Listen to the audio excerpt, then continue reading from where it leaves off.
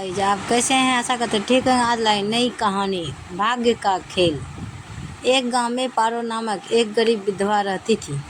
उसका एक पुत्र था। वह इतनी गरीब थी कि घर में 4 बर्तन भी ढंग के नहीं थी।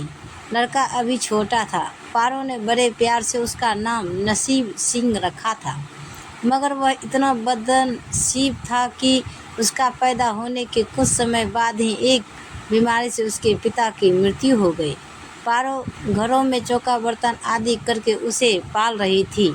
उसे पक्का विश्वास था कि नसीम सिंह का बड़ा होकर उसके सारे संकट दूर कर देगा और उसका बुढ़ापा चैन से गुजरेगा। इसी आस में रात दिन मेहनत करके वह अपने बेटे को पाल रही थी। नसीम सिंह था तो छोटा, किंतु समझदार बहुत था। संयम और धीरज की उसमें कमी न थी। किसी भी बात को गहराई तक जानने की उसमें प्रबल उत्सुकता रहती थी। एक दिन उसने अपनी माँ से पूछा, माँ, हम इतने गरीब क्यों हैं?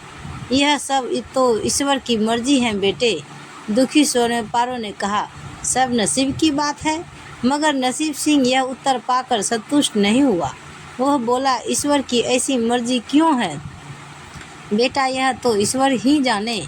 अगर ईश्वर की जाने तो ठीक है, मैं ईश्वर से ही पूछूंगा कि हम इतने गरीब क्यों हैं। बताओ माँ, बताओ कि ईश्वर कहाँ मिलेगा। पारो तो वैसे ही परेशान रहती थी, अतः उसकी बातों से उकता कर उसने कह दिया, वह जंगलों में रहता है, लेकिन तुम वहाँ ना ही जाना। लेकिन नसीम सिंह ने दिल ही दिल में उसी क्षण इरादा बना लिया कि वह ईश्वर को ढूंढेगा और पूछेगा कि आखिर हम इतने गरीब क्यों हैं। एक दिन वह जंगल की ओर चल दिया। जंगल घना और भयानक था। चलते चलते नसीब सिंह बुरी तरह थक गया, मगर भगवान की परछाई भी उसे दिखाई नहीं दी। अतः वह थक हार कर पत्थर की एक शिला पर जा बैठा और सोचने लगा कि भगवान तो यहाँ कहीं नहीं है, आखिर गरीबी दूर कैसे हो। तभी संयोगवश मृत्यु लोक का भ्रमण करते करते शिव पार्वती उधर ही आ निकले। उन्होंने बच्चे को वहाँ बैठे देखा तो उन्हें बड़ा अचरज हुआ कि यह अबोध बालक इस बीहड़ जंगल में बैठा क्या कर रहा है। भगवान शिव ने बालक से पूछा, तुम कौन हो बालक, और इस जंगल में बैठे क्या कर रहे हो? मैं ईश्वर को ढूंढ रहा हूँ। ईश्वर को? पार्वती चौंकी और पूछा, मगर क्यों? ईश्वर से तुम्हें क्या काम है?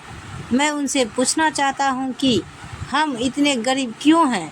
दूसरों की तरह हम पर भी भाग्य की कृपा क्यों नहीं है? निर्भीक सिंह ने निर्भीकता से उत्तर दिया। माँ पार्वती और भगवान शिव उस बच्चे का साहस देखकर बहुत प्रसन्न हुए। माँ पार्वती को करुणा की सागर है। उन्हें उस बच्चे पे बड़ी दया आई और भगवान शिव से मुखातिब होकर बोली, प्रभु, इस बालक का कुछ कीजिए। हम कुछ नहीं कर सकते पार्वती, क्योंकि इसके भाग्य में यही सब लिखा है। भाग्य देवता के लेख के अनुसार इसे ऐसा ही जीवन भोगना है। नहीं नहीं स्वामी, आपको कुछ करना ही होगा। माँ पार्वती हट करने लगी। जिद ना करो पार्वती, यदि हम उसे कुछ देंगे तो वह इसके पास नहीं रुकेगा। इसे ऐसा ही जीवन जीने दो जैसा भाग्य देव चाहते हैं। नहीं प्रभु, इसकी गरीबी दूर करने के लिए आपको इस पर कृपा करनी होगी। जब माँ पार्वती जिद करने लगी तो भगवान भोले शंकर ने बच्चे को एक हार दे दिया। हार पाकर नसीम सिंह बहुत प्रसन्न हुआ और खुशी खुशी अपने घर को चल दिए। माँ पार्वती संतुष्ट थी कि उन्होंने एक अबोध बालक की मदद की और अब उसके दिन सुख से कटेंगे। लेकिन त्रिकालदर्शी भोले बाबा जानते थे कि यह हार उसके पास रहेगा ही नहीं। चलते चलते नसीम सिंह के पेट में अचानक दर्द उठा और वह सोच के लिए इधर उधर देखने लगा। उसने भगवान शिव का दिया हार पत्थर की एक शिला पर रख दिया और झाड़ियों के पीछे चला गया। तभी एक चील कहीं से उड़ती हुई आई और उस हार को उठाकर उड़ गई। अरे मेरा हार! सब कुछ भूलकर लड़का चील के पीछे भागा, मगर कब तक वह चील का पीछा करता, कैसे पकड़ता उसे। एकाध बार पत्थर उठाकर उसे चील को मारने की कोशिश की, किंतु चील अधिक ऊंचाई पर थी कुछ ही पलों में चील उसकी नज़रों से ओझल हो गई। वह बड़ा दुखी हुआ और रोते रोते अपने घर की ओर चल दिया। घर पहुंचकर उसने माँ को सारी बात बताई, मगर पारो को उसकी बात पर बिल्कुल भी विश्वास नहीं हुआ। हाँ, उसकी बात सुनकर थोड़ी सी उदास अवश्य हो गई, लेकिन नसीम सिंह माँ की उदासीनता देखकर हतोत्साहित नहीं हुआ। उसने मन ही मन निर्णय लिया कि वह कल फिर वहीं जाएगा और भगवान शिव पार्वती को अपनी विपदा सुनाएगा। उसका विश्वास था कि भगवान शिव उस धूर्त चील को अवश्य ही दंड देंगे। भगवान शिव ने पार्वती से कहा, देखो, उसके पास कल वाला हार नहीं रहा। उसे एक चील ने उड़ी है और दूसरा हार पाने उस चील को दंड दिलवाने की इच्छा के लिए वह लड़का आज फिर आया है। पार्वती देवी ने फिर भगवान शिव से प्रार्थना की, आप चाहें चील को दंड दें या ना दें, किंतु इस लड़के की सहायता करके इसकी निर्धनता दूर करें। हम अब कुछ नहीं कर सकते देवी, यदि तुम जिद करती हो तो हम ब्रह्मा से कहते हैं, वहीं इस बालक की कुछ सहायता करेंगे। कहकर भगवान शिव ने ब्रह्मा जी को बुलाया और सारी बात बताकर आग्रह किया कि आप ही इसकी कुछ मदद करें। तब ब्रह्मा जी ने लड़के को हीरे की एक अंगूठी दे दी। लड़के ने अंगूठी जेब में रखी और खुशी खुशी अपने घर चल दिया। उसने सोच लिया था कि वह अब एक पल के लिए भी अंगूठी को अपने से अलग नहीं करेगा। चलते चलते अचानक उसे प्यास लगी। वह सरोवर के किनारे पहुंचा और जैसे ही वह चुल्लू भर का पानी पीने के लिए झुका, वैसे ही उसकी जेब से अंगूठी निकलकर पानी में जा गिरी और इससे पहले कि वह उठाता एक मछली उसे निकल गई। नसीम सिंह फिर रोते रोते घर आया और माँ को सारी बात बताई। बेटा, जब तक भाग्य में नहीं है तब तक कोई भी चीज़ नहीं रुकेगी। माँ ने उसे दिलासा देते हुए कहा, जब भाग्य देवता खुश होंगे तो मिट्टी भी सोना बन जाएगी, मगर इस प्रकार किसी के देने से हमारी गरीबी दूर नहीं होगी। उसे समझाकर माँ अपने काम में लग गई, मगर नसीम सिंह भी हार मानने वाला नहीं था। उसने मन ही मन सोच लिया था कि वह कल फिर जाएंगे। तीसरे दिन वह फिर जा पहुंचा। शिव और पार्वती उसका यह साहस देखकर बहुत खुश हुए। शिव जी ने इस बार ब्रह्मा जी के पास जाकर बात की कि वह लड़का तो बड़ा साहसी है, इसका कुछ उद्धार किया जाना चाहिए। तब ब्रह्मा जी ने सलाह दी कि हमें भगवान श्री हरि के पास जाना चाहिए, वहीं इसका कोई हल बताएंगे। अतः वह श्री हरि के पास जा पहुँचे। पूरी बात सुनकर भगवान विष्णु ने नसीम सिंह को कुछ हीरे दिए। हीरे पाकर वह बहुत खुश हुआ और इस बार बिना कहीं रुके उसने सीधे अपने घर जाने का निश्चय किया, क्योंकि 2 बार उसकी चीज़ें खो चुकी थी। जब वह घर पहुंचा, माँ घर पर नहीं थी। अतः नसीम सिंह ने हीरे एक लोटे में रखकर कोने में छिपा दिए और माँ को ढूंढने निकल पड़ा।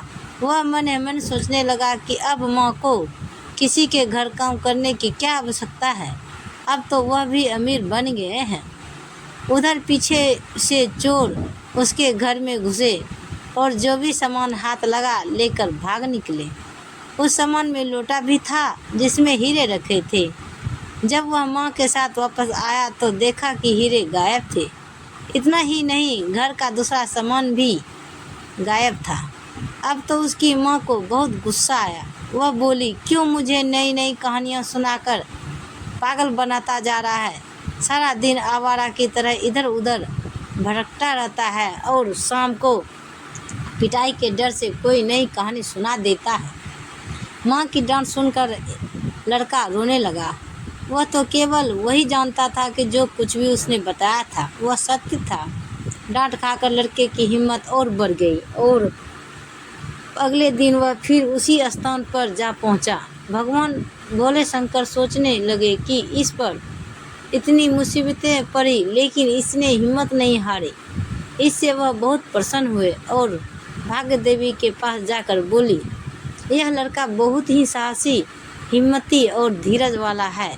ऐसा व्यक्ति अभागा नहीं हो सकता, इसे कुछ दे दो। आज्ञा पाकर भाग्य की देवी ने नसीम सिंह को सोने का एक सिक्का दिया। सिक्का लेकर नसीम सिंह खुशी खुशी अपने घर को चल दिया। जब उसने घर जाकर वह सिक्का अपने माँ को दिया तो उसकी माँ बहुत खुश हुई। अब क्योंकि उन पर भाग्य देवी की कृपा हो गई थी, अतः सारे काम ही अपने आप शुभ होने लगे। दूसरे दिन ही एक मछली वाला उसके गांव में मछली बेचने आया तो लड़के ने वही सिक्का देकर मछली खरीद ली। उसकी माँ ने मछली का पेट चीरा तो वह अंगूठी निकली जो ब्रह्मदेव ने उसे दी थी और जो उसकी जेब से तालाब में गिर गई थी। माँ ने अंगूठी संभाल कर रख ली और नसीम सिंह ने बोली, जा बेटा, जंगल से थोड़ी लकड़ियाँ ले आओ, आज घर में ईंधन बिल्कुल नहीं है। लड़का कुल्हाड़ी लेकर जंगल की ओर चल दिए। वहाँ जाकर जिस पेड़ पर लकड़ी काटने के लिए चढ़ा, वहाँ उसी चील का घोंसला था जो उसका हार उठाकर ले गई थी। लड़के ने देखा कि चील कहीं आसपास नहीं थी। नसीम सिंह ने अपना हार उठा लिया और जो भी थोड़ी बहुत लकड़ियाँ पेड़ के आसपास पड़ी थी वह ही उठाकर घर की ओर चल दिया। माँ हार पाकर बहुत खुश हुई। अब तो देखते देखते उनके दिन बदल गए। घर में किसी चीज़ के अभाव नहीं रहा। फिर ईश्वर की कुछ ऐसी करनी हुई कि जो चोर उसके घर से हीरे चुरा कर ले गए थे, उन्हें सपने में महादेव ने चेतावनी दी कि जो हीरे उस लड़के के घर से चुरा कर लाए थे वे तुरंत वापस कर दो, वरना तुम्हारा सर्वनाश कर दूंगा। चोर उसी दिन हीरे उसके घर पर दे गए और अपने गलती के लिए माफ़ी भी मांगी। इस प्रकार उस अभागे का भाग्य चमक उठा। अब उसके घर में किसी चीज़ की कमी नहीं थी और उनकी गरीबी सदा के लिए समाप्त हो गया। हर हर महादेव। ऐसे ही और वीडियो देख के लिए हमारे चैनल को सब्सक्राइब करें और वीडियो को लाइक ज़रूर करें।